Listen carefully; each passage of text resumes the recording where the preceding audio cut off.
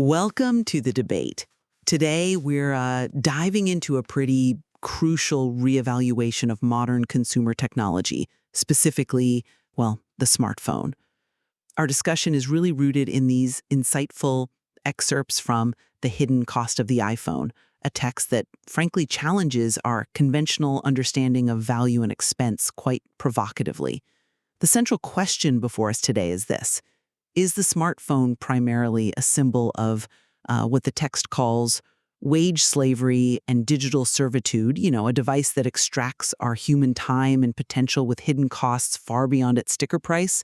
Or does it, despite some acknowledged societal challenges, actually offer significant user empowerment and tangible value? My perspective, really shaped by this material, is that the smartphone has, in many ways, become an instrument perpetuating a system where human life, time, and global resources are the true, often unseen currency of its acquisition. And I'll be presenting the counter-argument here. While I certainly acknowledge the profound costs and the critical insights our source material brings to light, they're very important. I believe that perspective might perhaps overlook the substantial utility, the connectivity, and the genuine opportunities that smartphones actually provide. I'm arguing for, well, a more nuanced relationship with these powerful tools, recognizing both their challenges and their profound benefits. Okay, so let's start by considering the stated cost of an iPhone. Let's say the latest iPhone 17 Pro Max, with its, $1,199 price tag. The source material argues pretty forcefully that this monetary figure is fundamentally misleading. For the average American, this purchase isn't just, a simple transaction. It equates to somewhere between 33 and 40 hours of work. Think about that for a second. Essentially, a full week of life exchanged for a slightly improved device. But the true cost, as articulated in the material, it runs much deeper. It's paid in fragments of life, mornings, commutes, and drained evenings that can never be reclaimed. This isn't presented as an isolated event, a single purchase. It's depicted as a potent symptom of a, quote, larger system of wage slavery. And by wage slavery, the material refers to a cycle where individuals are trapped in, endless hours at jobs people hate, often just to acquire the next symbolic object, leading to these recovery weekends spent numbing exhaustion. So my core point, echoing the material, is that the real currency being traded isn't money, but time and human potential. It's framed as a modern echo of ancient pyramid builders stacking stones, while today's workers stack hours or corporations, what the text calls today's pharaohs, all for symbolic objects, driven by marketing illusions and, FOMO, the fear of missing out. I understand the provocative framing, and I absolutely agree the source material makes a compelling and I'd say necessary case for looking beyond the sticker price. The argument about the investment of time and the concerns about these consumption cycles, they're absolutely vital things to discuss. However, I do hesitate to fully endorse let's say the blanket narrative of wage slavery and digital servitude as the primary lens through which we should view every single individual's relationship with their smartphone. I believe this perspective, while powerful, might overshadow the significant utility, the connectivity, and the genuine empowerment these devices offer many people. The material itself is insightful enough to admit that tools don't change lives, people do. And to me, that suggests that individual agency in how one engages with technology is really paramount. For many, the investment of time, and I agree it is undeniably significant, it yields substantial personal and professional benefits that, they just complicate a purely negative interpretation of its value. It's not always just about succumbing to marketing. For countless individuals, these phones are genuinely critical enablers. I appreciate your emphasis on individual agency. I really do. But I am concerned that focusing primarily on personal choice risks obscuring the larger systemic forces at play, which is precisely what the source material compels us to examine, I think. When we talk about the true cost, it extends far beyond an individual's financial outlay or even their personal time investment. The material powerfully illustrates how the smartphone purchase, and indeed the entire global apparatus it sustains, is just inextricably linked to profound human suffering and environmental degradation. My argument is that the system perpetuates a cycle of wage slavery, not just for the end user, but actually globally, where work hours are exchanged for status symbols and corporations ultimately benefit from what the source explicitly calls invisible exploitation. And the evidence cited is stark and specific. We see cobalt mining in Congo involving child labor, the devastating exhaustion and suicide nets in Chinese assembly plants as part of the manufacturing process. Which is horrific, yes. Exactly. And a significant environmental toll. We're talking about 34 kilograms of raw materials and 55 kilograms of carbon emissions per device before it even reaches the buyer. These aren't merely ethical side notes. They are the fundamental costs embedded in the very fabric of these devices, making the wage slavery metaphor, I think, incredibly apt for the entire production chain. It's not just about what we give up individually. It's about what is taken from others and the planet for these objects. Right. And I certainly don't wish to diminish the gravity of those ethical and environmental concerns. They are indeed deeply serious systemic issues that demand our global attention and action. The exploitation in the supply chain is abhorrent, absolutely, and the environmental footprint is undeniable. However, I still maintain my reservation about the metaphor of wage slavery as a comprehensive descriptor for all user experiences. While these global issues are profoundly real and must be addressed, I think we also need to consider that many individuals who purchase smartphones, particularly in, consumer societies, make a conscious choice to participate in this economic exchange.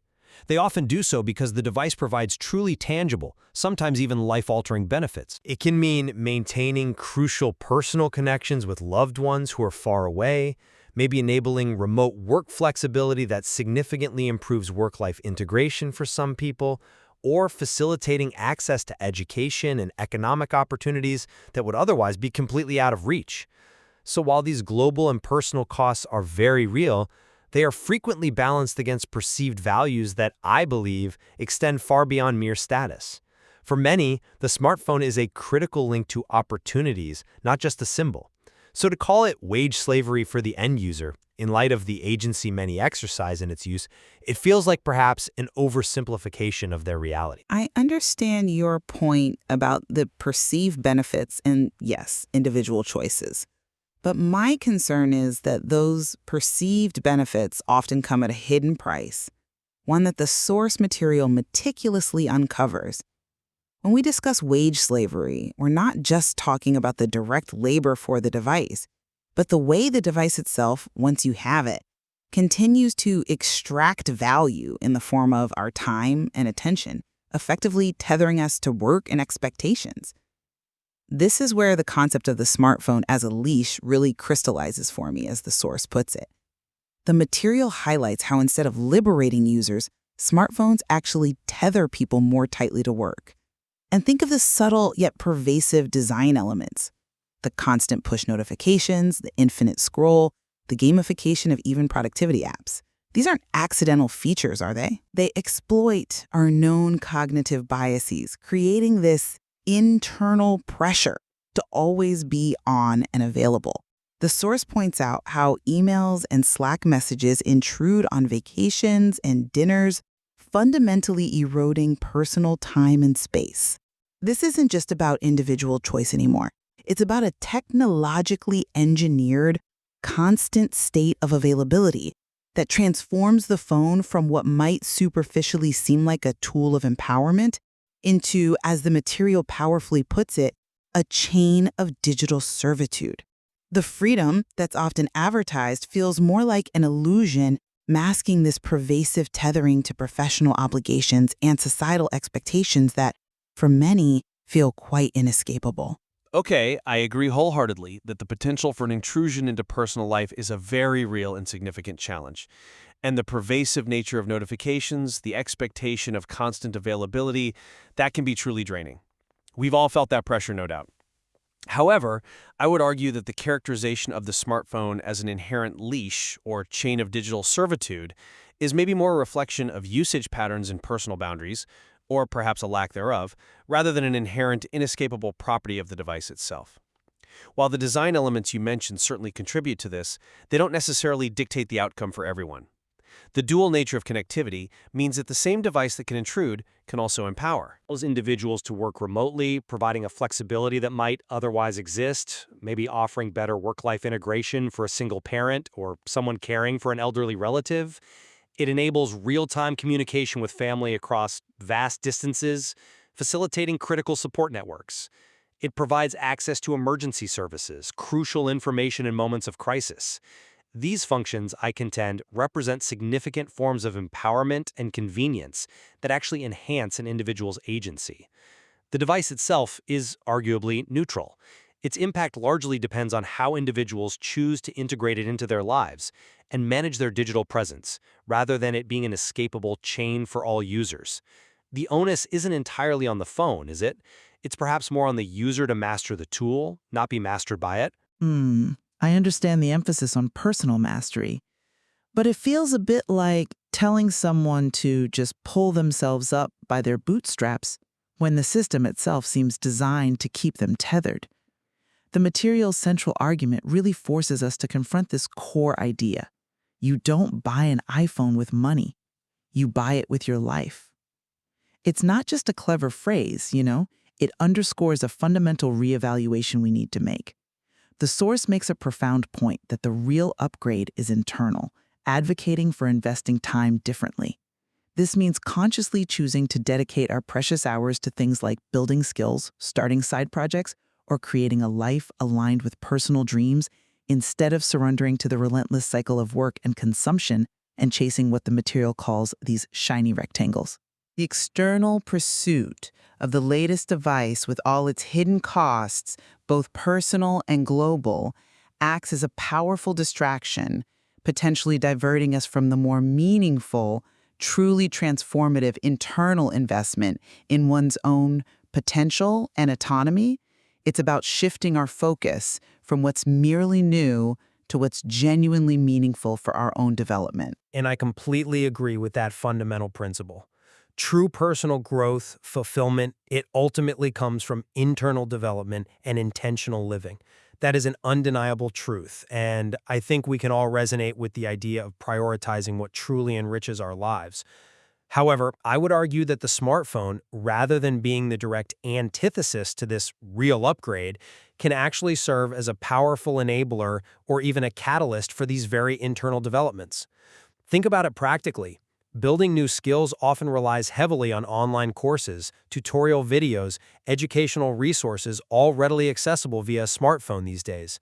Starting a side project frequently involves using digital communication tools to collaborate, marketing platforms to reach an audience, or project management apps to stay organized, all functions easily performed on these devices. Connecting with communities that support personal dreams and aspirations, or even finding mentors, is now largely facilitated through digital platforms and social networks accessed via our phones. So I would propose that the device isn't inherently a distraction from personal growth. Instead, its utility is really determined by the user's intent and discipline in pursuing their real upgrades. If wielded thoughtfully and with intentionality, it can absolutely be a bridge, not necessarily a barrier, to achieving those deeper personal goals. I see the potential you're describing, where the smartphone acts as a bridge. But the very question we started with, the true cost, suggests that maybe this bridge comes with some significant structural flaws, and perhaps it's even designed to funnel us onto certain paths rather than truly empowering independent exploration. If our personal growth relies so heavily on platforms that are, let's face it, designed for engagement, sometimes addiction, and data extraction, is that truly an internal upgrade facilitated by an external tool? Or is it just another layer of the digital servitude the material describes?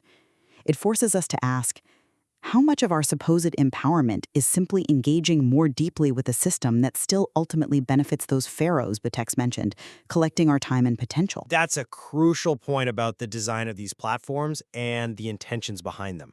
I fully acknowledge that the digital ecosystem has inherent biases and, yes, profit motives that can certainly steer user behavior. However, to equate this automatically with an unavoidable digital servitude might miss the active choices individuals still make within these constraints. Are we really saying that someone learning a new language through an app or a small business owner reaching customers globally via social media is merely contributing to their own servitude? I would argue that the agency lies in discerning how to use these tools to leverage them effectively for personal advancement without succumbing entirely to their more extractive elements.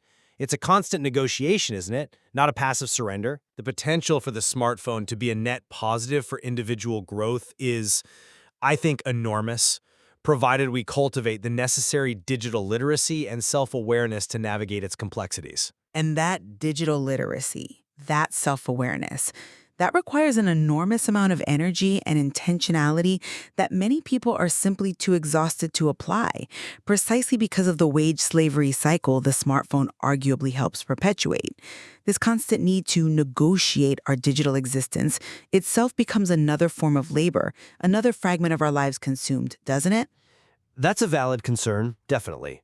But I'd posit that this isn't a problem unique only to the smartphone. Life, in many ways, requires constant negotiation and energy, right? The question becomes, does the smartphone fundamentally add more to the burden overall, or does it, for some individuals in some circumstances, provide tools that actually alleviate other burdens, thereby freeing up mental and physical energy in different areas?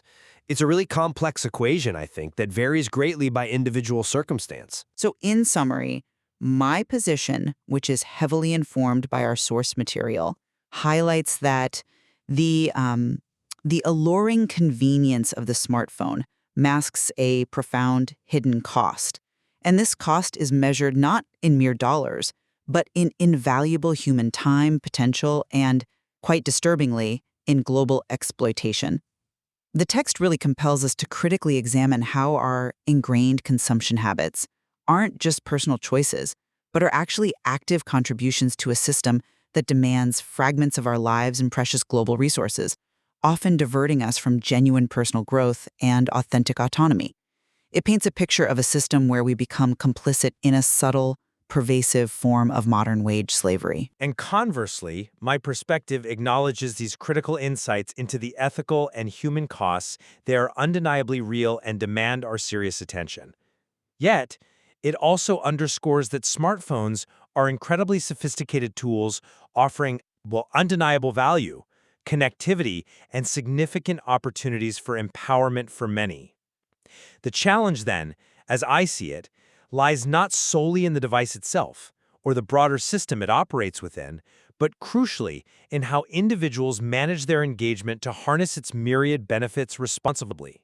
It's about consciously mitigating its potential to tether us and detract from our personal freedom, while actively leveraging its capacity to connect and enable. Indeed, what we've discussed today really reveals the deeply multifaceted and often quite contradictory nature of our relationship with technology. Yeah, this discussion has certainly illuminated the complex tensions, hasn't it, between the convenience and utility of modern devices on one hand and the profound societal and personal costs they can entail on the other. It leaves us, I hope, with a richer framework to consider our own relationship with these powerful tools, maybe prompting us all to ask deeper questions about how we define value in this digitally connected world. And there's undoubtedly much more to explore in the source material itself regarding how individuals and indeed societies might navigate this complex and, frankly, ever-evolving landscape.